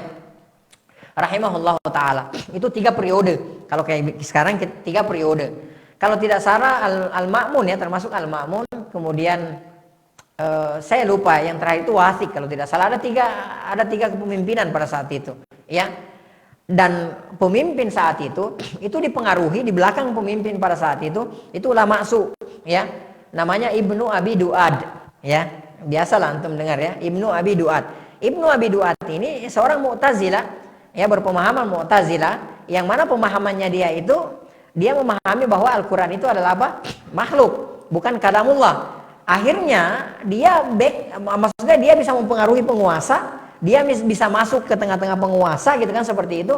Akhirnya ya karena di backup oleh penguasa, akhirnya apa? Penguasa mengeluarkan kebijakan, gitu kan, seperti itu. Ya, dan dengan penuh paksaan, ya, seperti itu, ya. Nah, ini contoh bahwa pemimpin tersebut adalah pemimpin yang tidak mengambil sunnah sesuai dengan sunnah Rasulullah SAW. Ya, boleh jadi pemimpin tersebut di backup oleh orang-orang ahlul bidah. Ya, di belakangnya adalah ahlul bidah, sehingga ya yang dia yang dia ambil petunjuk adalah yang dia ambil ritual-ritual ketika dia beribadah, ritual-ritual bidah, kan, seperti itu. Ya, jadi ini diantara bentuk karakter orang-orang pemimpin yang bodoh. Nah, Rasulullah memohonkan, ya, perlindungan kepada Allah Subhanahu wa taala Ka'ab bin Ujrah agar tidak bertemu dengan pemimpin-pemimpin seperti ini. Ya, taib. Ikhwas sekalian yang semoga dirahmati oleh Allah Subhanahu wa taala. Wa qala alaihi salatu wassalam. Selanjutnya, kata Rasulullah sallallahu alaihi wasallam, ya, hadis ini diriwayatkan oleh Ibnu Majah. Hadis ini datang dari Abi Hurairah radhiyallahu taala anhu. Salasu da'awatin mustajabat la syakka fihinna. Kata Rasulullah SAW, ada 3 doa mustajabat, ya, yang mustajab, yang pasti diijabah, dikabulkan oleh Allah Subhanahu wa taala, la syakka fihinna, enggak diragukan. Jadi enggak diragukan bahwa 3 golongan orang yang berdoa ini diijabah oleh Allah Subhanahu wa taala. Ya. Yang pertama, da'watul mazlum. Ini tadi yang kita bahas pertama. Yang kedua, ya, yang pertama doanya orang yang terzolimi. Yang kedua, da'watul musafir. Yang kedua, doanya seorang musafir ketika seorang dalam perjalanan, ya, dalam safar, ya. Yang ketiga, wa da'watul walid ala waladihi. Doa seorang ayah, ya, doa keburukan seorang ayah terhadap anaknya, ya. Jadi ini 3 doa yang tidak, ya, tidak ditolak oleh Allah Subhanahu wa taala, tidak diragukan. Yang pertama, dakwatul mazlum, doa orang yang terzalimi. Yang kedua, dakwatul musafir, doanya orang yang safar. Yang ketiga, dakwatul walid, doa seorang ayah, ya, ala waladihi, doa keburukan, ya. Doa keburukan seorang ayah kepada anaknya. Taib, kita lihat dakwatul mazlum, doa orang yang terzalimi. Jadi ini bahaya. Doanya orang yang terzalimi itu pasti diijabah oleh Allah Subhanahu wa taala, cepat atau lambat, ajilan atau ajilan, ya. Ajilan atau ajilan, cepat atau lambat pasti diijabah oleh Allah Subhanahu wa taala, ya. Karena ini adalah janji Rasulullah sallallahu alaihi wasallam, dakwatul mazlum. Jadi hati-hati ketika kita menzalimi seseorang, terucap aja doa keburukan dari mulutnya, bahaya, ya. Dan kalau kita mendengarkan seperti ini, seharusnya kita sebagai orang-orang yang beriman takut, gemetar, gitu loh. Dan kalau perlu kita mohon maaf kepada dia langsung pada saat itu. Udah, saya mohon maaf, ya, saya khilaf atau apalah segala macamnya. Intinya, ya, kita segera mohon maaf kepada orang tersebut, ya, karena ini bahaya, ya, karena ini adalah doa yang tidak ditolak oleh Allah Subhanahu wa taala. Taib. Bahkan Walaupun dia adalah seorang yang fajir, ya dia adalah seorang yang fasik, dia adalah seorang pelaku maksiat, ya. Mungkin kayak kita kan, udahlah tendang aja, dia pemabok ini, gitu kan. Gak mungkin lah doanya dikabulkan oleh Allah, apalagi doanya sambil mabok, gitu kan gitu. Udahlah tendangin aja gitu, dia nggak salah padahal sebenarnya, kita tendang-tendangin gitu. Pokoknya intinya kita zolimi lah, dalam bentuk apapun itu, ya. Nah, ketika orang ini, contoh misalnya dia tukang mabok, jadi sehari-harinya kita tahu, kalau nih orang tiap harinya kerjanya nyekek botol, kalau nggak tidur nyekek botol, bangun nyekek botol, habis nyekek botol tidur, gitu kan gitu istilahnya. Ya, udahlah biarin dia orang fajir ini, ya pelaku maksiat itu biarin aja, zolimi aja, hati-hati. Kata Rasulullah SAW, dakwatul mazlumi mustajabah. Ya, hadis ini diriwayatkan oleh Imam Ahmad, datang dari Abu Hurairah radhiyallahu taala anhu. Kata Rasulullah, dakwatul mazlumi mustajabah. Doanya orang yang terzolimi mustajab. Ya, wa in kana fajiran, walaupun dia adalah seorang yang fajir, dia pelaku maksiat, dia adalah orang fajir gitu. Ya kita tahu orang ini kerjanya maksiat, kita tahu dia ini pelaku maksiat gitu. Sehari-harinya kita tahu. Ya, kita lihat dia melakukan maksiat, dan kadang-kadang dia melakukan maksiat itu terang-terangan, enggak malu-malu lagi gitu kan, kita tahu. Ya, akhirnya kita zalimi. Ya, hati-hati. Doanya diijabah oleh Allah Subhanahu wa taala. Kata Rasulullah, fafujuruhu ala nafsi. Kalau dia berbuat fajir, dia berbuat maksiat, maksiatnya atas dia. Ini babnya lain. Kalau dia maksiat, itu bab lain. Apa hubungannya dia dengan Allah Subhanahu wa taala? Akan tetapi, ketika kita zalimi dia dan dia berdoa kepada Allah Subhanahu wa taala, ini bab lain. Ya, dan di sini menunjukkan betapa adilnya Allah Subhanahu wa taala. Ya. Kalau kayak kita makhluk, mungkin kita bilang, Yahudi ini bohongin aja gitu kan. Kalau kayak kita nggak ada, kalau Allah Subhanahu wa taala Maha Adil.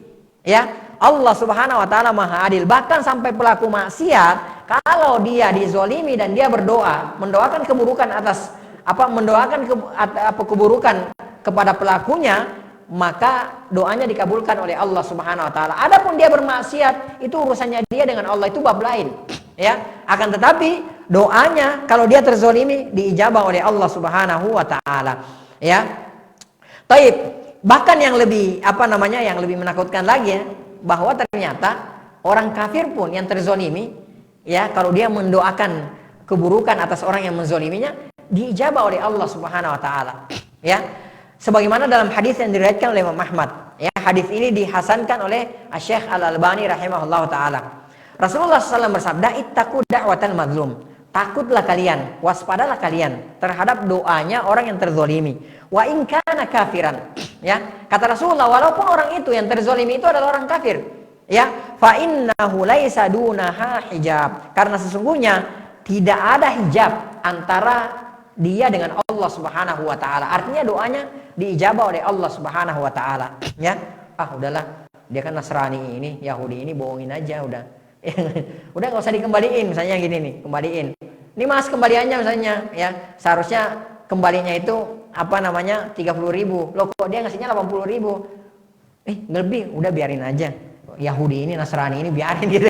Ya, hati-hati. Ya, bagi orang-orang yang terzolimi walaupun dia kafir, doanya dikabulkan oleh Allah Subhanahu wa taala. Jadi masya Allah, ya cepat atau lambat. Kalau tidak saat itu, ya maka cepat atau lambat pasti akan dikabulkan oleh Allah Subhanahu wa taala. Ya. Taib. Imam Ahmad juga meriwayatkan, ya, juga diriwayatkan oleh At-Tayalis, ya. Dan hadis ini disahihkan oleh Ibnu Hibban rahimahullahu taala dan dihasankan oleh Syekh Al-Albani rahimahullahu taala dalam As-Silsilah As-Shahihah. Rasulullah SAW bersabda, ya, wa da'watul madlumi tuhmalu 'alal ghamam. Perhatikan. Kata Rasulullah SAW, dan doa orang yang terzolimi itu dibawa, diarak di atas awan, ya, dibawa di atas awan. Itu doanya orang yang terzolimi, ya. Wa tuftahu laha abwabus sama. Dan doa yang diarak dibawa di atas awan ini dibuka bagi doa ini pintu-pintu langit, ya. Jadi yang ngarak naik itu adalah awan.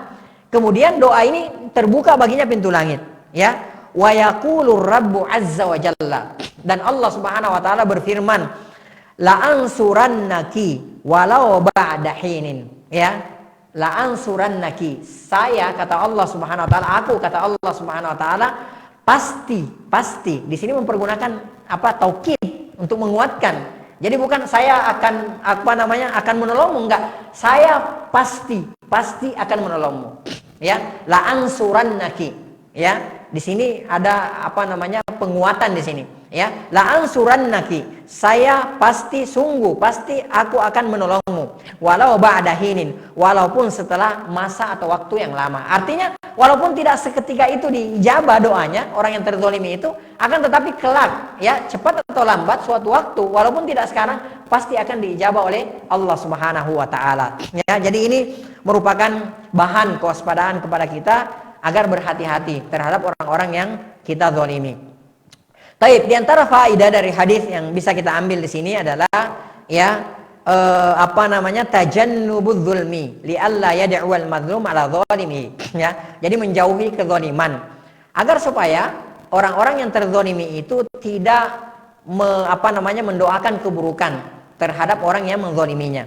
Ya, ini yang pertama. Kemudian yang kedua, tambihun alal man'i min jami'i anwa'iz zulmi. Jadi peringatan agar supaya kita mencegah, ya, mencegah dari berbagai macam bentuk kezaliman. Ya, segala macam bentuk kezaliman, baik kezaliman yang diucapkan, yang dilakukan dan lain sebagainya. Intinya segala macam bentuk kezaliman. Ya. Taib, wa alla ya'tadiya, dan jangan melampaui batas. Wa alaman waqa'a minhu dzulmun ayyarudda li sahibihi al-haq ayyarudda li sahibihi al-haqqa haqqahu, ya. Dan bagi orang yang sudah terlanjur, ini solusinya. Bagi orang yang sudah terlanjur melakukan kezaliman terhadap seseorang, maka dia kembalikan, ya, haknya orang tersebut, haknya orang yang sudah terzalimi. Jadi misalnya mohon maaf, ya, kita sudah ambil uangnya misalnya, ya kita kembalikan uang tersebut. Kalau misalnya kita tidak bisa mengembalikan uang tersebut, ya, maka ya kita berusaha minta maaf kepada orang tersebut, ya, supaya dia menghalalkan, ya. Kata Rasulullah, falyastahilluhul yaum, hendaklah dia minta kehalalannya pada hari ini, ya, selama masih hidup ini. Di hari, kata Rasulullah, yauma, di hari tidak ada dinar dan tidak ada dirham, ya. Jadi itu solusinya. Wa an yakhafallaha fi haqqil mazlum, dan hendaklah dia takut terhadap Allah Subhanahu wa taala daripada haknya orang-orang yang terzalimi. Baik, kemudian kata Rasulullah SAW selanjutnya, wa da'watul musafir, dakwanya, doanya orang-orang yang sedang safar, ya. Jadi manfaatkan ikhwas kalian ketika kita dalam kondisi safar, manfaatkan perbanyak berdoa kepada Allah Subhanahu wa taala. Dalam mobil misalnya, kalau dalam jarak safar misalnya, ya, kita di mobil perbanyak berdoa kepada Allah Subhanahu wa taala. Doa kebaikan, ya, untuk kita di dunia dan di akhirat. Doa kebaikan untuk kebaikan keluarga kita di dunia dan di akhirat. Doa kebaikan untuk pemimpin kita, ya. Doa kebaikan untuk kaum muslimin secara umum. Itu diperbanyak, ya, kita berdoa ketika dalam kondisi safar. Karena dalam kondisi tersebut doa kita diijabah oleh Allah Subhanahu wa taala, ya. Taib. Kemudian selanjutnya, wa da'watul walidi ala waladihi, ya, dakwah, ya, seorang ayah terhadap, ya, anaknya. Perhatikan di sini di sini Rasulullah mengatakan da'watul walid ala, ya. Jadi mendoakan keburukan atas anaknya, ya. Jadi hati-hati. Ini doa yang mustajab, ini cepat diijabah oleh Allah Subhanahu wa taala. Doa keburukan, ya, seorang ayah terhadap anaknya, ini cepat sekali diijabah. Jadi hati-hati. Kita sebagai orang tua hati-hati. Jangan gampang mengucapkan sesuatu yang kata para ulama, apalagi di saat-saat, di momen-momen doa diijabah. Ya, hati-hati. Kita nggak sadar tiba-tiba kita berada di momen atau di tempat yang doa mustajab, kita mengucapkan sesuatu yang buruk terhadap anak kita, hati-hati. Ya, karena ini diijabah oleh Allah Subhanahu wa taala. Baik, perhatikan. Rasulullah katakan di sini dakwatul walid. Ya. Kenapa Rasulullah mengatakan kenapa Rasulullah katakan doa ayah? Kenapa Rasulullah tidak katakan dakwatul ummi? Ya, doa ibu. Kenapa kira-kira? Apa? Dakwah al-walid. Itu diantara alasannya. Tapi alasan yang paling yang tepat adalah kalau, ya, doa seorang ayah saja, doa keburukan seorang ayah saja itu diijabah oleh Allah Subhanahu wa taala, maka bagaimana lagi dengan doa keburukan seorang ibu? Ya, karena kata Allah Subhanahu wa taala, wahnan ala wahnin. Kita ketika dikandung oleh ibu kita, itu kepayahan di atas kepayahan, ya. Enggak ada lagi kepayahan di atas itu, ya. Kita kalau yang punya istri tahulah, yang apalagi yang lagi hamil istrinya, tahulah gimana repotnya, gimana menderitanya seorang istri itu ketika sedang hamil, ya. Masya Allah, makanya Al-Quran membahasakan wahnan ala wahan, kepayahan di atas kepayahan. Antum tahu nggak? Istri kalau sekali ngelahirin, ya perempuan kalau sekali ngelahirin, itu seolah-olah rasa sakitnya katanya, saya juga nggak pernah ngerasain, ya. Itu rasanya katanya berapa ratus tulang tuh diremukin gitu. Itu sakitnya begitu. Coba ditanya istri antum, bener nggak gitu? Ya. Jadi Masya Allah gitu loh. Ya, kemudian setelah itu wafisalu fi amain. Ya, beliau menyusui kita selama 2 tahun. Ya, nggak cukup sampai di situ. Kita repotin lagi, malam lagi nyenyak tidur. Ya, kita buang air kecil atau buang air besar, bangun lagi, susah intinya. Makanya kata Al-Quran, wahnan ala wahan, kepayahan di atas kepayahan. Ya. Nah, kalau ibu saja yang sedemikian luar biasa pengorbanannya terhadap seorang anak, ya, maka kalau seorang ayah saja yang taunya cuma bikin aja, ya, bikin gitu kan, itu diijabah oleh Allah, doa keburukannya diijabah oleh Allah terhadap anaknya, maka bagaimana lagi dengan apa? Dengan ibu, ya, dengan ibu. Jadi hati-hati, ya. Taib. Ikhwas sekalian yang semoga dirahmati oleh Allah Subhanahu wa taala, kita cukupkan sampai di sini dan pembahasan ya dosa besar yang ke-13 ini sudah berakhir. Insyaallah kita akan lanjutkan ke Al-Kabira Ar-Rabi'ah Asyarah. Kita akan lanjutkan ke dosa besar yang ke-14, ya, yaitu syurbul khamri wa in lam yaskar. Jadi meminum khamar walaupun tidak mabuk, ya. Cuma sedikit kok, 1 sendok walaupun tidak mabuk. Itu dosa besar. Kan ada 1 sendok aja gitu kan. Ditanya mau kemana? Mau mengabdi kepada orang tua katanya. Oh ternyata, maksudnya begitu.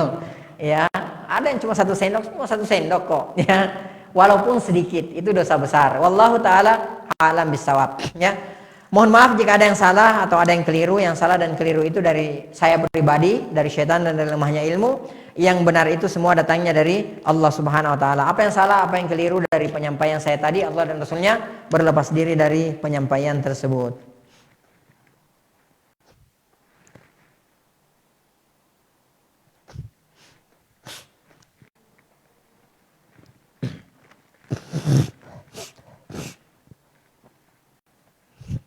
Contoh, bismillah.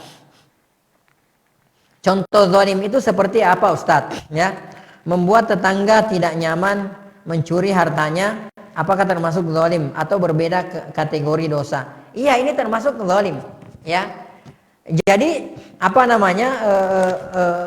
zalim itu kan luas. Ya, zalim itu bermacam-macam. Ya, dan kezaliman yang terbesar adalah apa? Naam. Ya, menduakan Allah. Inna syirka la zulmun azim, sebagaimana dalam surah Luqman ayat 17, ya, inna syirka la zulmun azim. Ini kezaliman yang terbesar, ya. Jadi secara umum kezaliman itu ada 3, ya. Kezaliman, ada kezaliman yang kezaliman yang yaghfiruhullah, kata Rasulullah SAW. Kezaliman yang diampuni oleh Allah Subhanahu wa taala, ya, kezaliman antara kita dengan Allah Subhanahu wa taala. Misalnya mohon maaf, dosa-dosa seperti misalnya bukannya meremehkan ya, ini contoh aja, misalnya berzina gitu ya, dan semacamnya lah, ya. Itu antara dia dengan Allah Subhanahu wa taala. Ketika dia bertaubat, maka akan diampuni oleh Allah Subhanahu wa taala. Bahkan seorang muslim ya yang muwahhid, bertauhid, misalnya terjatuh ke dalam perbuatan ini misalnya dan dia tidak menganggap halal, ya, la yastahillu, dia tidak menghalalkan. Ya, maka yang terjadi, ya, kita sering katakan bahwa dia tahta masyiatillah, di bawah kehendak Allah Subhanahu wa taala. Kalau Allah menghendaki ghafaralahu, Allah akan langsung ampuni dia tanpa diazab terlebih dahulu. Wa insya adzabahu ala kadri dzambihi, jika Allah menghendaki dia akan diazab terlebih dahulu sesuai kadar dosanya. Wa masiruhu ilal jannah, dan buntut-buntutnya dia akan dimasukkan ke dalam surga, ya. Jadi ini macam dosa yang pertama. Macam dosa yang kedua, ada dosa yang la yatrukuhullah, dosa yang tidak akan dibiarkan oleh Allah Subhanahu wa taala, ya. Tidak akan dibiarkan oleh Allah Subhanahu wa taala. Contoh dosa yang tidak kezaliman yang tidak dibiarkan oleh Allah antara kita dengan adami, hakul adami istilahnya, yang berkaitan dengan sesama manusia. Itulah yatrukuhullah abadan, enggak bakal dibiarkan, enggak akan ditinggalkan oleh Allah, pasti ditegakkan. Ya, udahlah, Allah kan Maha Pengampun, pasti deh Allah ampuni saya, enggak.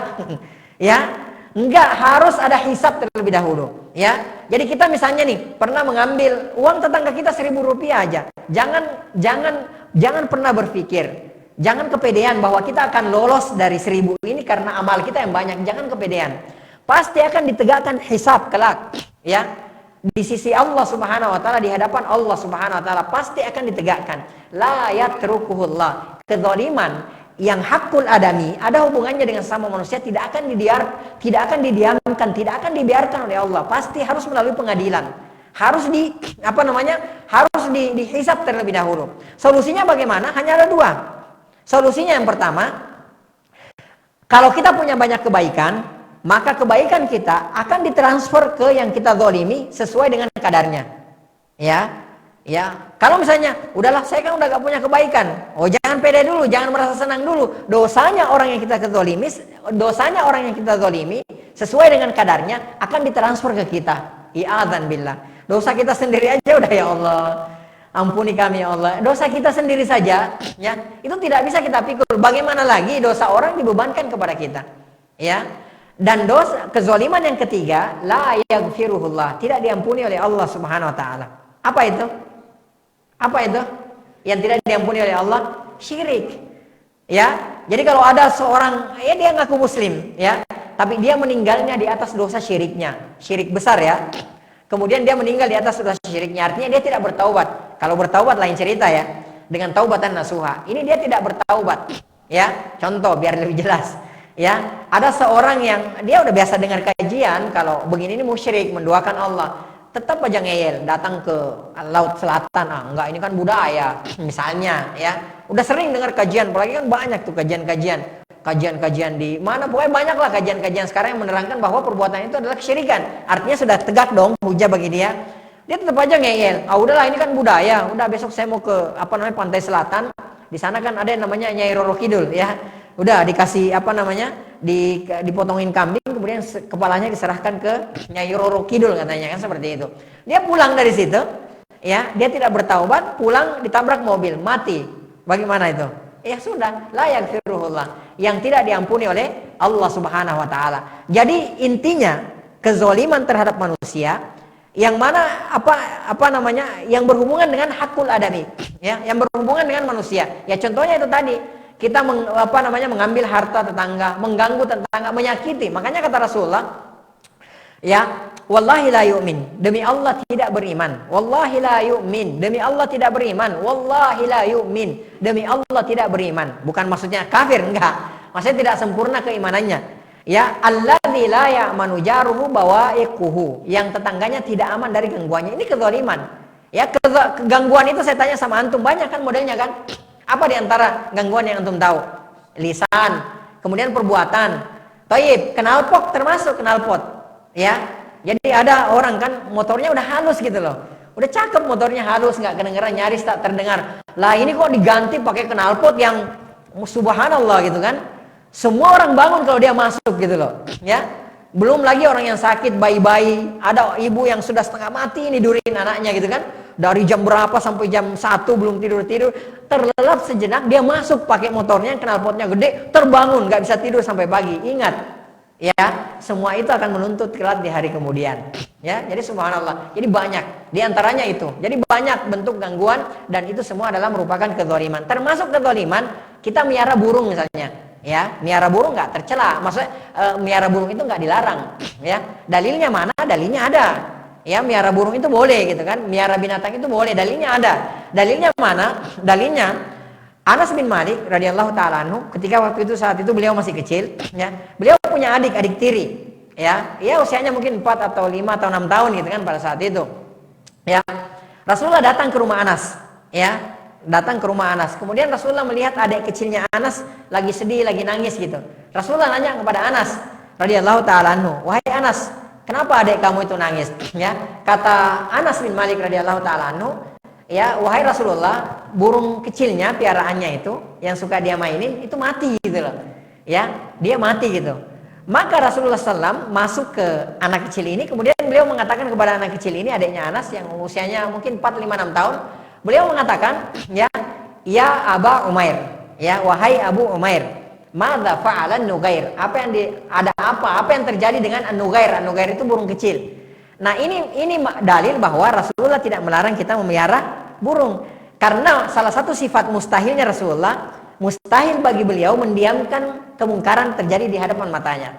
Kalau ini nggak boleh, pasti Rasulullah SAW sudah mengatakan kepada Anas, Anas nggak boleh piara burung, ini salah, nggak boleh. Ya, Rasulullah tidak katakan seperti itu. Rasulullah hanya mengatakan, ya Aba Umair, wahai Abu Umair, kunyanya anak kecil itu. Ya, madza fa'alan Nugair. Ada apa yang terjadi dengan Nugair, burung kecilnya? Ya, nah maka piara burung silakan. Akan tetapi ingat, ada haknya yang harus antum penuhi. Yang pertama, makan minumnya.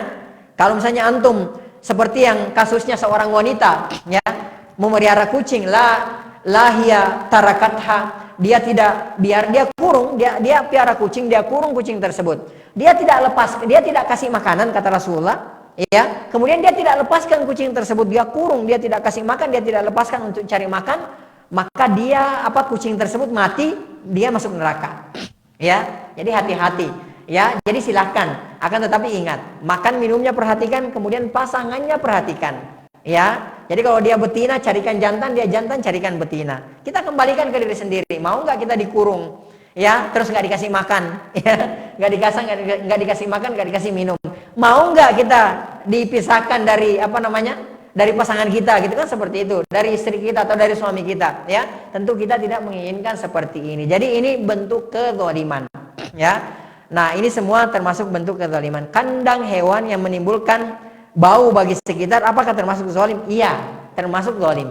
Ya, termasuk zalim, kecuali kalau sudah ada izin, ya, antum sudah izin ke ke pemerintah setempat, terus izin sama tetangga-tetangga, ya. Lalu kemudian mereka mengizinkan, ya mereka tahu dong konsekuensinya. Misalnya piara ayam, mohon maaf ya, ayam potong misalnya itu kan bau tuh, ya, kalau tidak salah bau. Saya pernah lewat masalahnya di kandang yang banyak ayamnya itu, ayam potong tuh baunya luar biasa. Ya. Kalau mereka sudah memberikan izin, ya sudah, berarti tidak terzolimi. Akan tetapi kalau mereka apalagi tidak setuju, gitu kan, sebaiknya cari tempat yang lain, ya, dan diusahakan agar tidak menimbulkan bau. Kan bisa itu dibersihkan kotorannya, mungkin kalau jumlahnya nggak banyak, ya, kita piara 1-2 ya ayam, itu dibersihkan setiap harinya agar supaya tidak mengganggu tetangga. Wallahu taala alam bisawab. Demikian saja apa yang kita bisa sampaikan pada kesempatan kita kali ini. Sekali lagi mohon maaf jika ada yang salah atau ada yang keliru. Yang salah dan keliru itu murni dari saya pribadi, dari syaitan dan dari lemahnya ilmu. Yang benar itu semua datangnya dari Allah Subhanahu wa taala. Naktafi bihadzal qadar wa nakhtatim bi subhanakallahumma bihamdik nasyhadu an la ilaha illa anta nastaghfiruka wa natubu ilaik. Hadani Allahu wa iyyakum wa sallallahu ala nabiyyina Muhammad wa ala alihi washabihi ajmain wa akhiru da'wana alhamdulillahi rabbil alamin. Assalamualaikum warahmatullahi wabarakatuh.